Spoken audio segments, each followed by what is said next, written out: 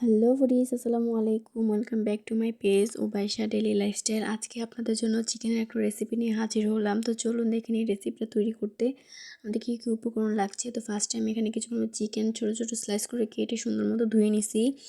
এখন এগুলোর মধ্যে আমি দিয়ে দিলাম 1/2 টেবিল চামচ পরিমাণ হলুদের গুঁড়ো এবং কিছু পরিমাণে লবণ দিয়ে ভালো মতো মিক্স করে নিচ্ছি। আর এই পাশে আমি কিছু পরিমাণে আলু কেটে নিছি।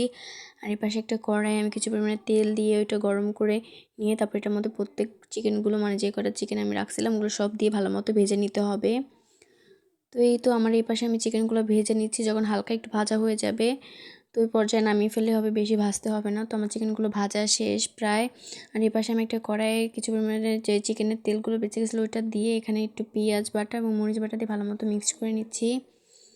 যতক্ষণ না পর্যন্ত এটা সুন্দর মতো ভাজা হয়ে যাবে ততক্ষণ পর্যন্ত এটা নাড়তে হবে। একটু ব্রাউন ব্রাউন কালার যতক্ষণ না চলে আসে তো একটু ভাজা হয়ে গেছে। এই পর্যায়ে আমি কিছু পরিমাণ গরম মশলা অ্যাড করে দিলাম, দিয়ে আবার একটু মিক্স করে নিব। যখন এটা সুন্দর একটা অ্যারোমা চলে আসবে এই পর্যায়ে আমি এখানে আদা রসুন বাটা দিয়ে দিছি। আর এই কাজটা কিন্তু আপনার চুলার আঁচটা একদম লো হিটে রেখে করতে হবে।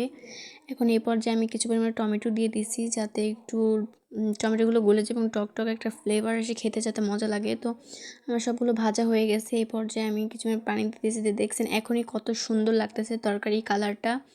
তো এই তো এখন আমার পানিটা বলক চলে আসছে। এখানে আমি 1/2 টেবিল চামচ পরিমাণ লবণের গুঁড়া, 1 টেবিল চামচ হলুদের, 1.5 টেবিল চামচ হলুদের গুঁড়া আর 2 টেবিল চামচ পরিমাণ মরিচের গুঁড়া আর 1 টেবিল চামচ পরিমাণে জিরার গুঁড়া আমি অ্যাড করে এখন ভালো মতো মিক্সড করে নিব। আর এই পাশে আমি কিছু পরিমাণ মুরগি মশলা নিয়ে নিচ্ছি একটা বাটিতে। এই মুরগি মশলাগুলো ভালো মতো মিক্সড করে আমি এখন ওই পেস্টের সাথে অ্যাড করে দেবো। এখন এটা ভালো মতো কষায় নিব যতক্ষণ না পর্যন্ত এর উপরে তেল ভেসে উঠবে।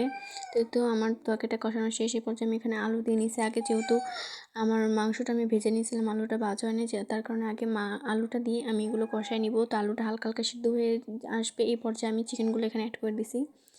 এখন আমি এই পেস্টের সাথে সুন্দর করে চিকেনগুলো অ্যাড করে নিব। তো দেখেন আমার চিকেনগুলো কত সুন্দর লাগতেছে, কষানো হয়ে গেছে, কালারটা অনেক সুন্দর আসছিল, স্মেল বেরিয়েছিল, মশলা এত সুন্দর। তো এই তো আমার পুরো কষানো শেষ। এই পর্যায়ে আমি এখানে কিছু পরিমাণে পানি অ্যাড করে দিব। তো এই তো আমি পানিটা অ্যাড করে দিছি। এখন এটা যতক্ষণ পর্যন্ত না বলক চলে আসতেছে ততক্ষণ পর্যন্ত আপনার ঢেকে রাখবেন এবং বলক চলে আসলে ঢাকনাটা উঠাই দিবেন। তো এই তো আমার তরকারি হয়ে গেছে প্রায়। লাস্ট পর্যায়ে আমি কিছু পরিমাণ ধনিয়া পাতা অ্যাড করে দিছি, যেহেতু শীতের সিজন, এই সিজনে ধনিয়া পাতা পাওয়া যায় তাই আমি অ্যাড করে দিছি।